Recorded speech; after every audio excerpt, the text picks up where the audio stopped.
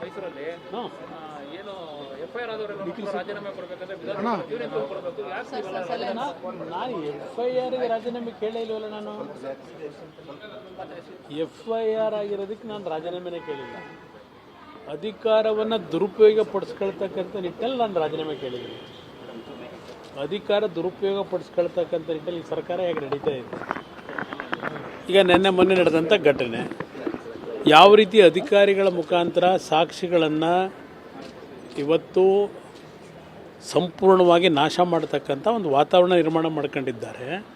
ಅದರ ಹಿನ್ನೆಲೆಯಲ್ಲಿ ಹೇಳಿದ್ದೇನೆ, ಎಫ್ಐಆರ್ ಈಗ ನನ್ನ ಮೇಲೆ ಎಫ್ಐಆರ್ ಇದೆಯಪ್ಪ, ನಾನು ಎಷ್ಟು ಸಲ ಹೇಳಲಿ, ನನ್ನ ಮೇಲೆ ಹಾಕಿರೋ ಎಫ್ಐಆರ್ ಏನಿದೆ ನನ್ನ ಮೇಲೆ ಎಫ್ಐಆರ್ನಲ್ಲಿ? ಇಲ್ಲ ದುಡ್ಡು ತೊಗೊಂಡಿದ್ದೀನೋ, ಇಲ್ಲ ಸರ್ಕಾರದಿಂದ ಏನಾದರೂ ಫೇವರ್ ಮಾಡ್ಕೊಂಡಿದ್ದೀನೋ ನನಗೆ ಸ್ವಂತಕ್ಕೆ?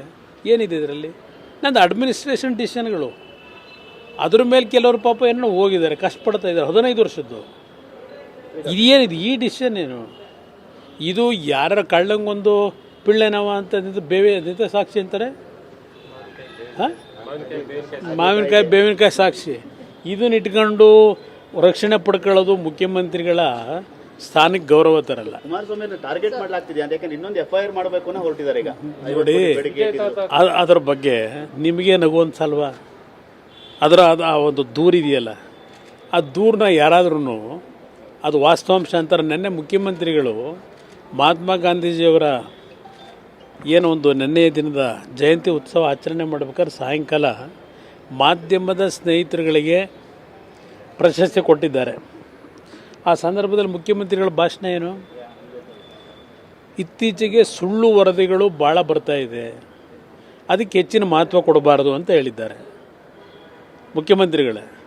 ಈಗ ಅದು ಎಂಥದ್ದು ನೆನ್ನೆದು ಒಂದೇನೋ ಈಗೇನೋ ಹೊಸ್ದಾಗೇನೋ ಪಾಪ, ನಾನು ಮೊದಲನೇ ಪದೇ ಹೇಳ್ತೀನಿ, ಏನಾದರೂ ಹುಡ್ಕೋದಾದ್ರೂ ಸ್ವಲ್ಪ ಟಫ್ ಆಗಿರ್ತಕ್ಕಂಥ ಒಂದು ತೀರ್ಮಾನಗಳು ಮಾಡಿರ್ತಕ್ಕಂಥವ್ರು ಹುಡುಗ್ರಪ್ಪ. ಇಂಥವೆಲ್ಲ ಇಟ್ಕೊಂಡು ನಗುಪಾಟ್ಲಾಗಬೇಡಿ ಅಂತೀನಿ. ಇಂಥವನ್ನೆಲ್ಲ ಇಟ್ಕೊಂಬಿಟ್ಟು ಎಫ್ಐಆರ್ ಹಾಕಲೇಬೇಕು ಅಂತೇಳಿ ಯಾರ್ಯಾರ ಮೇಲೆ ಒತ್ತಡ ಹಾಕಿದ್ದೀನಿ ಕಳೆದ 2 ದಿವಸದಿಂದ. ಯಾಕೆ ಬಂತದು? ಈಗ ನಾನು ಅದೆಲ್ಲ ಹೇಳಲಿಕ್ಕೆ ಹೋದರೆ ಈಗ ಯಾರೋ ಒಬ್ಬ ವ್ಯಕ್ತಿ ಕೇಸ್ ಹಾಕಿದ್ದಾನಲ್ಲ, ಮೊದಲನೇ ಆರೋಪಿ ಯಾರು, ಎರಡನೇ ಆರೋಪಿ ಯಾರು? ಒಂದು ಕೇಸ್ನಲ್ಲಿ ಮೊದಲನೇ ಆರೋಪಿ ಅದು ಯಾರೋ ನೆನ್ನೆ ಏನೋ ನನ್ನ ಮೇಲೇನೋ 50 ಕೋಟಿ. ನಾನು ಇನ್ನು ಚುನಾವಣೆಯಲ್ಲಿ ಅಭ್ಯರ್ಥಿ ಯಾರು ಅಂತಲೇ ತೀರ್ಮಾನ ಮಾಡಿಲ್ಲ ನಮ್ಮ ಪಕ್ಷದಿಂದ. ಇಲ್ಲ, ಯಾವುದೂ ಆಗಲ್ಲ. ಈ ಷಡ್ಯಂತ್ರಗಳು ಕುಮಾರಸ್ವಾಮಿನ ಏನೂ ಮಾಡೋಕ್ಕಾಗಲ್ಲ. ಕೊಡಬೇಕಾದಾಗ ಕೊಡ್ತೀನಿ, ಬನ್ನಿ, ತಪ್ಪೇನಿದೆ, ತೊಂದರೆ ಇಲ್ಲ, ಕೊಡ್ಲಿ, ಬನ್ನಿ.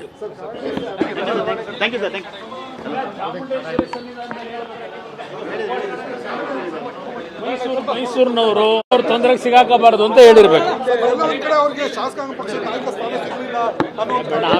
ಆಮೇಲೆ ಚರ್ಚೆ ಮಾಡೋಣ. ರಾಜೀನಾಮೆ ಕೊಡಬೇಕಾ ಅಂತ ಕೇಳಿದ್ದಾರೆ. ನೋಡಪ್ಪ, ನಾನು ಎಫ್ಐಆರ್ ಆದರೆಲ್ಲ ರಾಜೀನಾಮೆ ಕೊಡಬೇಕು ಅಂತ ಕೇಳಲ್ಲ. ನಾನು ಸಿದ್ದರಾಮಯ್ಯವ್ರಿಗೆ ಏನು ಹೇಳಿದ್ದೀನಿ? ನಾನು ರಾಜೀನಾಮೆ ಕೊಡಿ ಅಂತ ನಾನು ಸಿದ್ದರಾಮಯ್ಯವ್ರಿಗೆ ಕೇಳಲ್ಲ ಅಂತಲೇ ಹೇಳಿದ್ದೆ. ಎಷ್ಟು ಸಲ ಹೇಳಿದೆ? ಈಗ ಅವ್ರು ನಡ್ಕೋತಾರೆ ಈ ರೀತಿಗೆ ನಾವು ಡಿಮ್ಯಾಂಡ್ ಮಾಡಿದ್ದೀವಿ.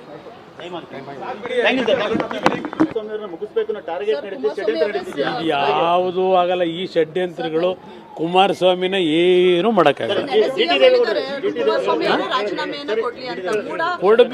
ಕೊಡಬೇಕಾದಾಗ ಕೊಡ್ತೀನಿ, ಬನ್ನಿ, ತಪ್ಪೇನಿದೆ, ತೊಂದರೆ ಇಲ್ಲ, ಕೊಡ್ಲಿ, ಬನ್ನಿ.